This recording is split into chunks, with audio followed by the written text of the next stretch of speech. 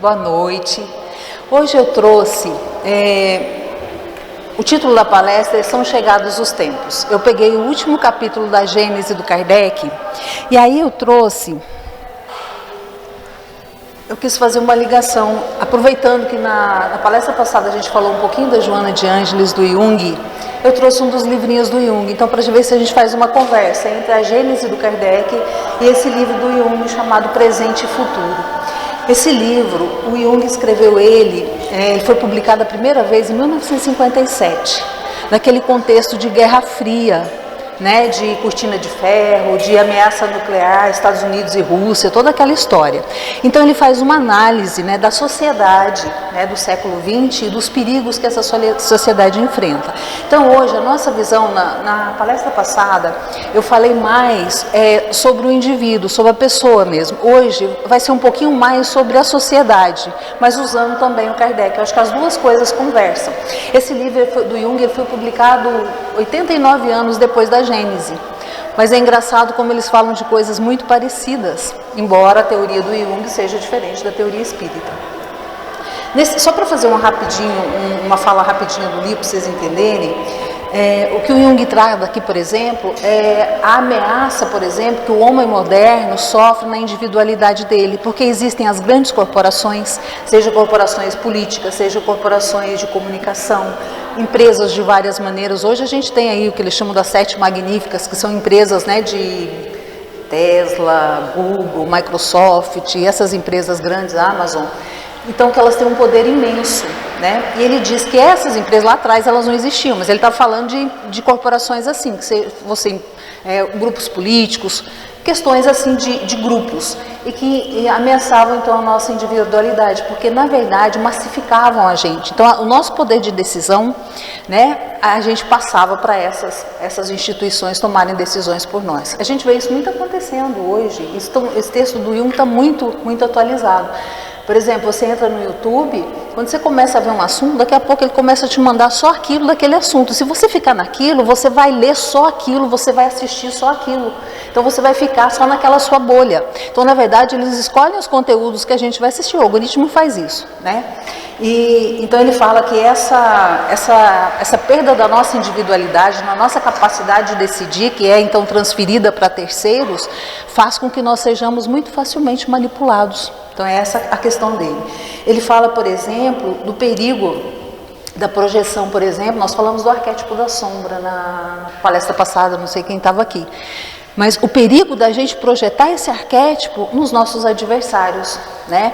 E isso causar grandes problemas, porque o nosso inconsciente, embora o homem seja moderno, toda essa tecnologia que tem, nosso inconsciente está ativo. E nós não conhecermos a nossa sombra e a gente projetar ela, entendeu? Isso é causa de problemas. Ele fala também da crise espiritual, o homem moderno, as questões científicas, os avanços científicos que chegaram até nós, não resolveram o problema da alma humana. E, na verdade, o afastamento, por exemplo, de muitos da religiosidade, da ideia de Deus, abriu espaço para entrar outras coisas no lugar. E ele fala, então, que essas ideologias, que essas questões dessas empresas, de outros pensamentos ocupando o lugar simbólico que era de Deus, e que isso não é uma coisa interessante, justamente pela capacidade de manipulação que isso traz. E por final, ele diz, né, do processo de individuação que nós falamos, né, que na coisa passada, o processo de individuação como uma solução para esses problemas. E isso bate muito com o Kardec diz, que o Kardec diz o seguinte: quando nós melhorarmos como seres individuais, a sociedade também vai melhorar como um todo. Então, só para ter uma ideia então do que está aqui no livro do Jung, mas não é isso não, nós vamos falar da Gênese. Então, aqui são chegados os tempos, é o título então do último capítulo da Gênese. E aí, quando a gente fala são chegados os tempos, né, o que vem na cabeça? São chegados os tempos, parece uma coisa assim será que ele está falando de final do mundo? A gente sabe que não, que vai haver uma mudança, né, do planeta. Mas a gente pensa, será que é terremoto? Será que é tsunami? Será que são as catástrofes naturais? Né? A gente teve uma pandemia, né, que pegou todo mundo de surpresa, porque eu acho que ninguém pensava mais que era possível ter uma pandemia daquela magnitude hoje em dia, né? Teve pestes aí no passado, diversas. Mas a gente achava que nunca mais ia acontecer. De repente veio uma Covid-19 desse jeito, dessa magnitude. Será que ele está falando de bombas nucleares, de guerras, né? O que seriam então esses são chegados os tempos? E aí, enquanto falando isso, uma coisa leva a outra, eu me lembrei que hoje nós estamos num momento com duas guerras. Tem uma guerra que já dura 4 anos, da Ucrânia e a Rússia, e essa outra guerra agora, Estados Unidos, Israel, Irã, e o envolto todinho ali, daquela região todinha envolvida nisso. E como uma ideia puxa a outra, né? Eu me lembrei, enquanto estava pensando isso e fazendo isso aqui, eu me lembrei de um filme que a maioria de vocês já deve ter assistido, já é um filme antigo, pode ser que alguns não assistiram, que é Os Outros. Lembra dos Outros com a Nicole Kidman? Nicole Kidman bem jovem, lá de 2001. E por que eu me lembrei desse filme? Tem uma cena, a Nicole Kidman, então, para quem não assistiu o filme, ou para lembrar também aqueles que assistiram há muito tempo, a Nicole Kidman, ela faz o papel de uma mãe, a Grace, que tem 2 crianças, né? Uma menininha chamada Anne e um menininho, acho que era Nicholas o nome dele. E a Grace, então, ela se muda com essas 2 crianças para uma casa de campo. E o marido dela está na guerra, e nós estamos na Segunda Guerra Mundial, o marido da Grace está na guerra. Então, o problema da Grace é o seguinte, as 2 crianças, elas têm uma alergia à luz solar. Não é o sol mesmo, não. Qualquer luminosidade solar, as crianças arrebentam a pele. Então ela tem que ficar numa casa toda escura. As crianças ficam na escura, só podem sair de casa à noite. E isso gera um estresse muito grande na Grace, porque ela tranca todas as portas da casa, né? E a casa nem tem iluminação elétrica, é tudo com vela e lampião, esse tipo de coisa. E ela fica com medo de alguém abrir uma porta e a luz entrar e as crianças pipocarem todinha a pele, que ela tranca todas as portas. Ela tem um molho de chaves aqui, ela fica abrindo e fechando porta. É uma agonia. O filme não é de terror, quem assistiu, mas é uma agonia o tempo todo. E a Grace, então, é uma pessoa católica, extremamente devota, né? Tem a cena que eu queria lembrar, que é a cena que eles estão sentados à mesa assim, e a Anne, a filha, deve ter uns 10 anos de idade, mais ou menos, e a Anne é uma criança muito inteligente, e ela é muito desafiadora para a mãe dela também. Então, estão conversando e a Anne pergunta para a mãe assim, o que acontece com as pessoas, com os soldados que estão lutando na guerra, inclusive o pai dela, quando eles morrem? E a Grace, então, na lógica católica dela, responde, depende. Se eles são mocinhos, ou se eles estão dos lados dos mocinhos, ou se eles estão do lado dos bandidos. Na lógica católica, se eles estão do lado dos mocinhos, eles vão para o céu quando eles morrem. A gente só conclui isso. Se eles estão do lado dos bandidos, eles vão para o inferno quando eles morrem. E quem são mocinhos e bandidos? Os que estão do nosso lado são os mocinhos. Os que estão do lado contrário, obviamente, são os bandidos. Aí a menininha muito inteligente olha para ela e pergunta, e como é que a gente sabe quem são os mocinhos e quem são os bandidos? Né? Isso deixa a mãe dela, né, quase a ponto de brigar com ela. Quem são os mocinhos e quem são os bandidos? Por que eu pensei nisso? A gente tem uma tendência natural de qualquer conflito que acontece, grande ou pequeno, na nossa casa, no nosso trabalho, na vida social, a gente sempre tomar um lado, mesmo que a gente não afirme aquilo de uma forma categórica nem nada, mas lá na nossa cabeça a gente tomou um partido, a gente tomou um lado, costuma ser sempre assim. E a minha pergunta aqui é a seguinte, nesse caso, né, quando nós escolhemos um lado, né, nos conflitos, nossas escolhas de lado costumam ser emocionais ou racionais. Pensem aí vocês, as nossas escolhas de lado, elas costumam ser baseadas na razão ou na emoção, quando a gente escolhe um dos lados, em qualquer conflito que a gente já tenha tomado. Como foi essa escolha? Pensa nisso e mais tarde a gente vai falar nisso de novo. Então vamos voltar lá na Gênesis, no sinal dos tempos. Kardec fala assim, são chegados os tempos, dizem-nos de todas as partes, marcados por Deus, em que grandes acontecimentos se vão dar para a regeneração da humanidade. Então tá, e ele fala assim, em que sentido se deve entender essas palavras proféticas? Então cai naquilo lá, será que vão acontecer coisas na natureza, terremotos, maremotos, vulcões, será que vão acontecer a pandemia, será que são bombas, né? O que serão isso? E o Kardec continua assim, olha, tudo na criação é harmonia, tudo revela uma previdência, ou seja, uma precaução, um cuidado, né? Que não se desmente nem nas menores nem nas maiores coisas. Ou seja, ele está dizendo, nós sabemos, espíritas, que Jesus está cuidando do nosso planeta e que tem espíritos puros como ele também cuidando daqui. Então, isso aqui não está largado, não é assim, tudo tem um cuidado. E Kardec continua, se a nossa época está designada para a realização de certas coisas, é que estas coisas têm uma razão de ser na marcha do conjunto, ou seja, na marcha da nossa evolução. Então, nada vai acontecer se não tiver uma razão para ser.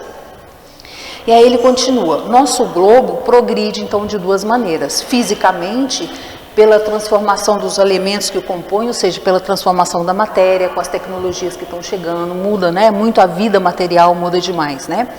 E moralmente, pela depuração dos espíritos encarnados e desencarnados que povoam o nosso planeta.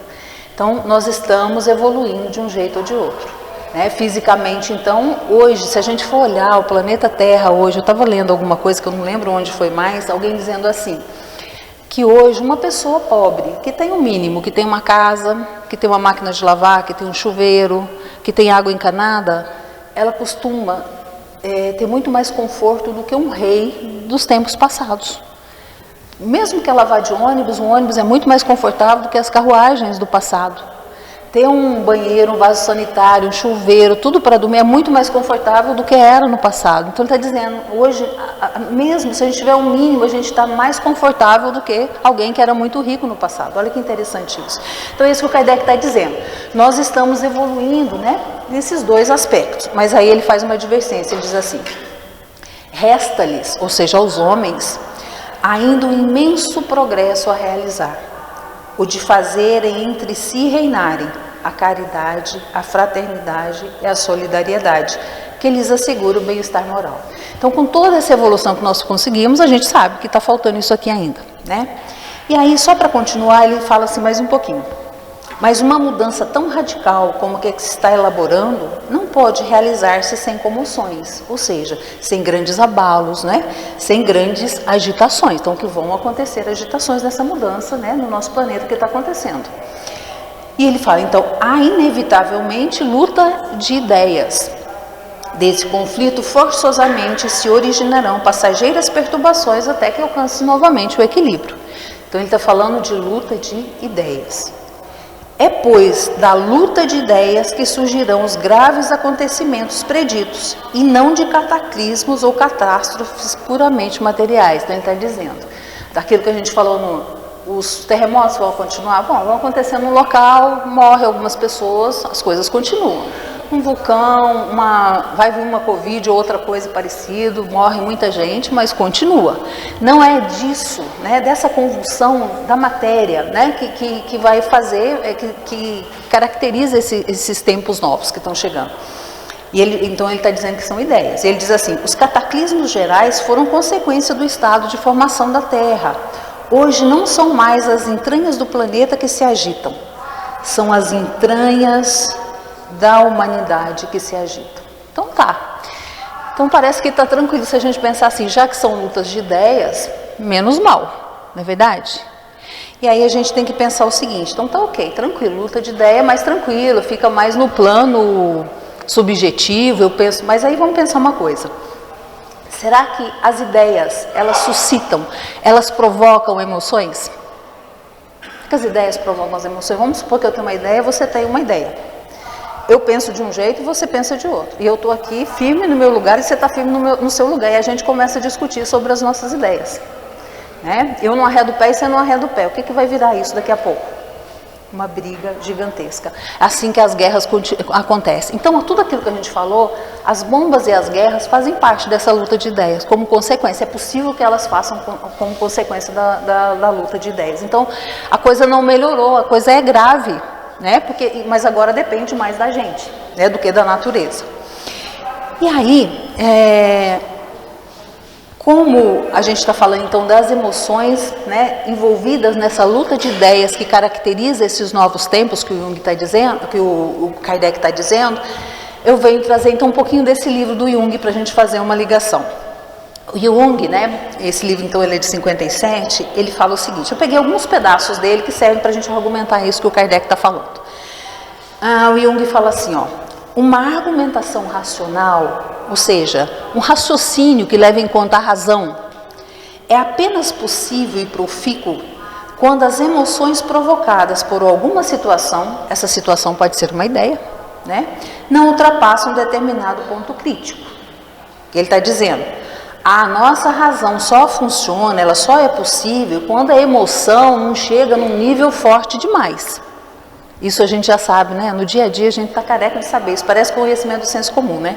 Ele continua assim, Quando a temperatura afetiva, ou seja, a emoção, se eleva para além desse nível crítico, a razão perde sua possibilidade efetiva, surgindo em seu lugar slogans e desejos quiméricos, ou seja, desejos irrealizáveis, né? Isto é, uma espécie de possessão coletiva que progressivamente conduz a uma epidemia psíquica. Ele está se referindo ao grupo, à sociedade, não a um indivíduo sozinho. Está dizendo assim: quando a emoção é forte demais e ela passa de um ponto crítico, a razão não funciona e o grupo, a sociedade adoece, porque parece uma possessão coletiva, entra-se numa epidemia psíquica de irracionalidade, onde só a emoção impera, porque a razão não funciona mais, porque a emoção toma conta. E aí ele fala assim: nessas condições prevalece, ou seja, sobressaem todos os elementos, ou seja, todos os indivíduos da população que levam uma existência antissocial, tolerada pela ordem da razão. O que ele está dizendo? Que nessa situação em que a emoção está demais e está uma epidemia emocional na sociedade, que a razão não está funcionando mais, as pessoas que sobressaem como? De repente como líderes, né? Como de alguma forma eles aparecem mais do que os outros, são aqueles que têm uma existência antissocial. Antissocial no sentido que não seguem as regras. A gente vivendo dentro de uma sociedade, para a gente viver bem, a gente segue as regras. A sociedade já tem diversas regras. Tem as regras do direito, do Estado de Direito, tem as regras religiosas. Nós, por exemplo, que somos espíritas, a gente tem um monte de regras que a gente não pode, né? Moisés ainda está atual, não matarás, né? Jesus diz para amar o próximo como a si mesmo, para perdoar 70 vezes 7. Então existem regras, não é verdade? Isso fazem parte das regras sociais, né? Então, uma pessoa que é antissocial, ela não vai seguir essas regras. Então, é isso que o Jung está falando. Nessa situação em que a sociedade está adoecida, essas pessoas começam a sobressaírem as outras. E por que elas sobressaem as outras? Ele explica, ele fala assim: esses indivíduos antissociais conhecem, por experiência própria, a linguagem desses estados emocionais alterados desse jeito, né? E sabem lidar com eles como se eles estivessem em casa. Porque eles funcionam assim. Então, como a sociedade está funcionando como eles estão em casa. Então, eles estão funcionando muito bem nessa situação. E ele continua assim. Ele fala assim: olha, em minha opinião, para cada caso manifesto de doença mental, porque ele considera essas pessoas antissociais como doentes mentais. Tem uma doença mental aí que não está, essa pessoa não está funcionando de acordo com o que devia. Então ele fala assim: na minha opinião, para cada caso manifesto de doença mental, existem ao menos 10 casos latentes. Um caso é manifesto, os outros estão todos incubados. Aquela pessoa, ela tem esses problemas antissociais, mas não aparece, ela parece uma pessoa normal, né? Normal quando a gente fala entre aspas, porque na psicologia a gente sabe que normal não existe. Na verdade, existe um meio termo de equilíbrio, né? E ele diz assim, que nem sempre chegam a se manifestar, mas cujas condutas e concepções encontram-se sob a influência de fatores inconscientes, doentios e perversos, apesar de toda aparência de normalidade. A gente vê, quando a gente assiste filme, por exemplo, da Segunda Guerra Mundial, lá na Alemanha, de repente tinha uma vizinha de um judeu que era super legal, super amiga, de repente ela denuncia aquele lá, durante a guerra ela denuncia, você fala, mas como que ela teve coragem de fazer aquilo? Ela parecia ser uma pessoa tão legal, né? Então é o que ele está dizendo, existem pessoas que estão incubadas, essa questão antissocial nelas está incubada, né? Está latente, mas ele fala, essas pessoas existem, né? E aí ele diz assim, as suas quimeras, ou seja, as suas fantasias, mais enlouquecidas, ou seja, as suas ideias dessas pessoas, baseadas em ressentimentos fanáticos, fazem apelo para a irracionalidade coletiva, a irracionalidade de todo mundo, encontrando aí um solo frutífero na medida em que exprimem certos motivos e ressentimentos também presentes nas pessoas ditas normais, embora adormecidos sob o manto da razão e da compreensão. Então vamos pegar um caso para a gente pensar. Vamos imaginar que tem um grupo de pessoas aqui, né, que estão fazendo alguma coisa que a gente considera que não está legal. Então vamos considerar que nós somos as pessoas que ele está dizendo ditas normais. A gente se revolta contra aquilo. E esse nosso ressentimento, ele é justo. O nosso motivo é justo, porque aquilo não está certo mesmo. Então está certinho isso. Mas aí ele fala assim, mas isso está embora a gente tenha esse ressentimento, a gente age dentro das regras sociais. Não é verdade? A gente age dentro das regras sociais, porque isso está adormecido, que ele está dizendo, sob o manto da razão e da compreensão. Então a gente faz parte das regras sociais. Mas pode ter alguma pessoa, em algum momento, que resolve, que tem o mesmo ressentimento, está vendo que aquilo está errado, e fala assim, não, a gente tem que matar aqueles lá, porque eles não estão fazendo a coisa certa. Pega e matam aqueles lá. Então veja, isso não está dentro da regra social, da nossa regra social não está, e nem da regra social, porque o Estado de Direito não permite que a gente saia matando pessoas por aí.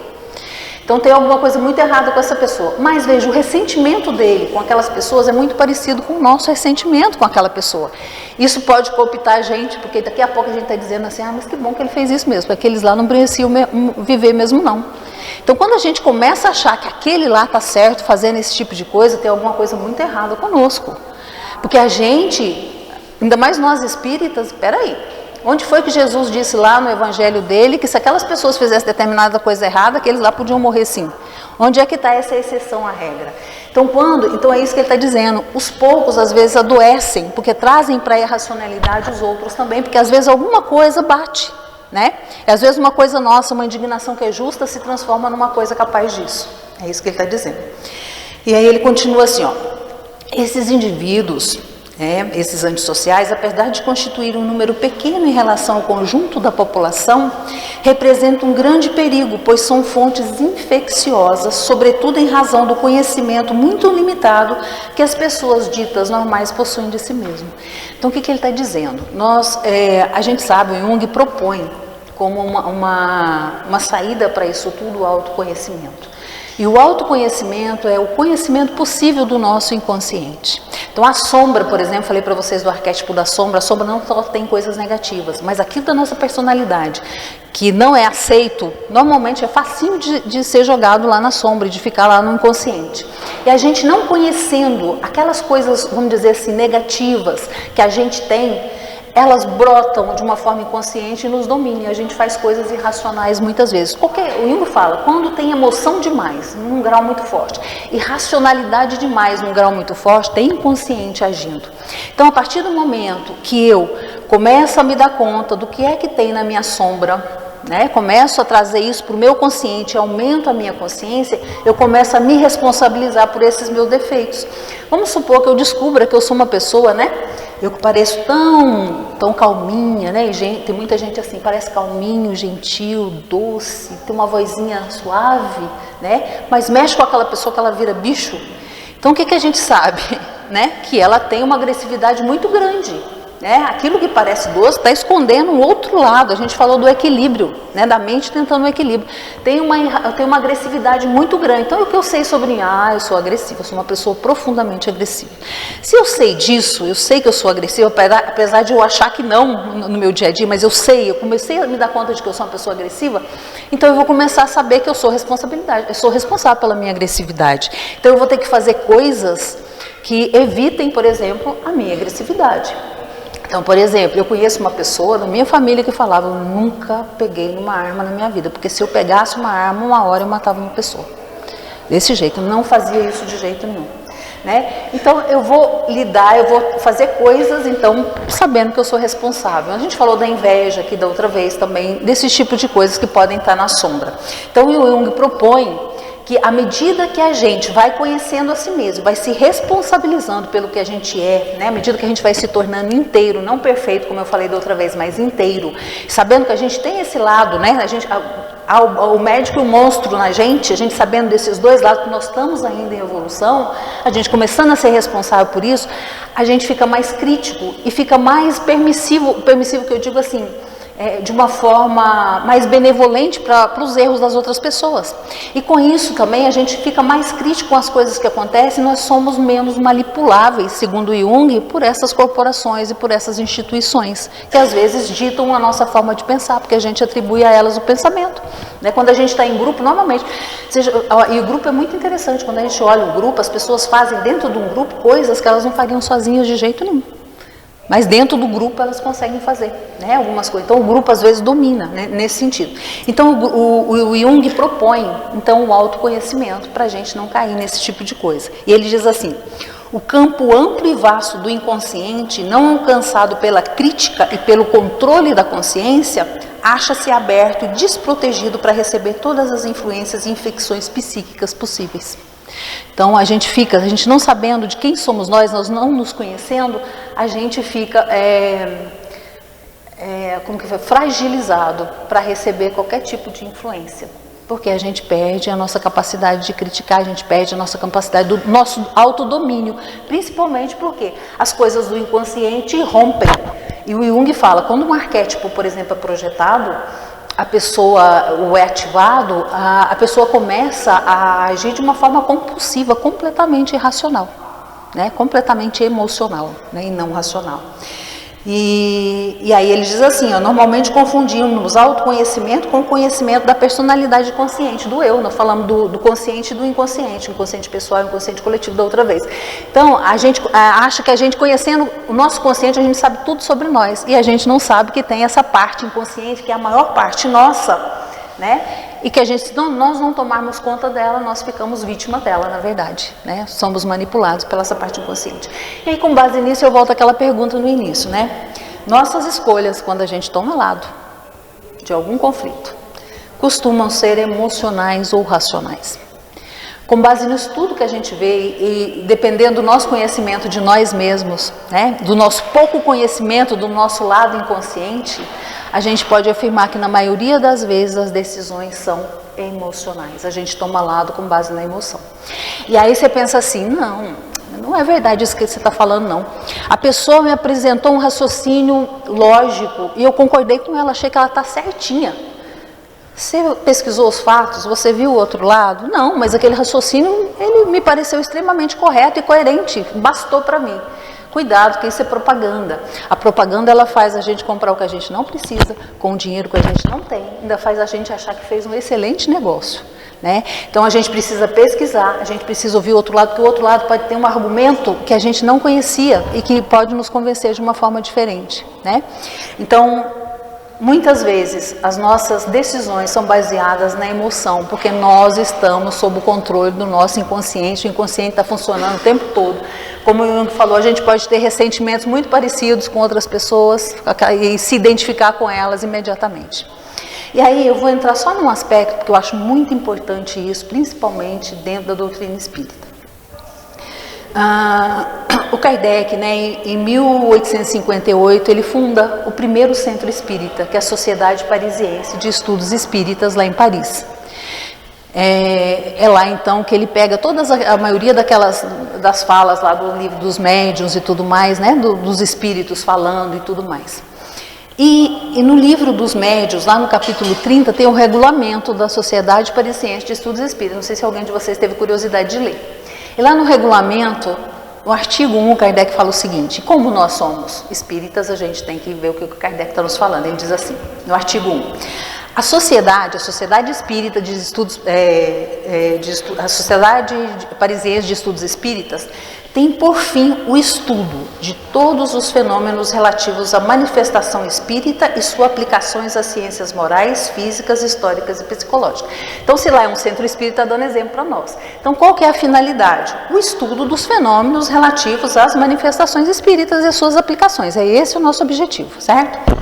Aí ele fala assim, lá nesse artigo: as questões políticas, de controvérsia religiosa e de economia social, ou seja, acontecimentos sociais que estavam acontecendo na época, lhes são interditas. Então não é para falar desses assuntos lá na Sociedade Parisiense de Estudos Espíritas. E aí a gente pergunta, mas por quê? Por que ele fez isso? Aí ele vai responder isso muito bem na Revista Espírita de 1862. Ele responde aos espíritas da cidade de Lyon. Pessoal, quem já leu, a coisa mais gostosa do mundo é a Revista Espírita, porque parece que você está conversando com Kardec, parece que ele está escrevendo ali no dia a dia uma coisa para a gente ler mesmo, é uma delícia. Na revista de 1862, ele está dando uma resposta aos espíritas de Lyon. Vocês sabem que naquela época o espiritismo ele tinha muitos inimigos, vamos dizer assim, a Igreja Católica era um inimigo, entre aspas, né? E as pessoas que eram críticas também na imprensa, em todos os lugares. E o Kardec diz assim, então, aos espíritas de Lyon, ele diz assim: devo ainda vos chamar a atenção para outra tática de nossos adversários, a de procurar comprometer os espíritas induzindo-os a se afastarem do verdadeiro objetivo da doutrina, que é o da moral, para abordarem questões que não são de sua competência e que poderiam, com toda razão, despertar susceptibilidades e desconfianças. E ele continua, estou acabando já.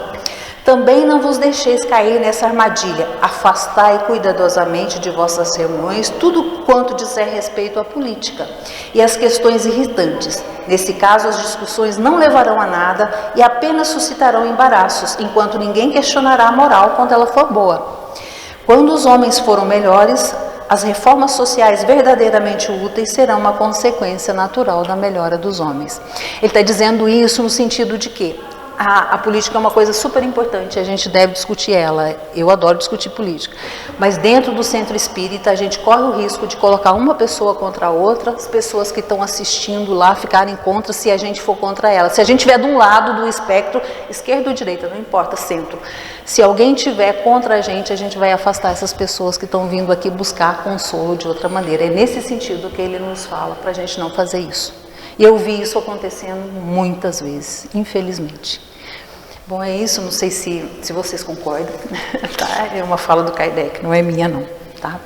E é isso, é muito interessante porque a gente começa a entender o funcionamento social e o funcionamento da gente mesmo dentro desse meio social. E como o nosso inconsciente tem a ver. E o Kardec aqui na Gênesis, se ele for falar mais, ele vai falar na questão da religião, do espiritismo ser uma religião que vai crescer muito no futuro. E o Jung dizendo da necessidade de ter religião para as pessoas não perderem, não ficarem no vazio. Porque nesse vácuo tem coisa que vai ocupar e coisa que não é boa. É melhor que seja a ideia de Deus e a ideia de uma religião. É muito interessante a ligação entre os dois. É isso, boa noite, bom trabalho para vocês, que Jesus abençoe.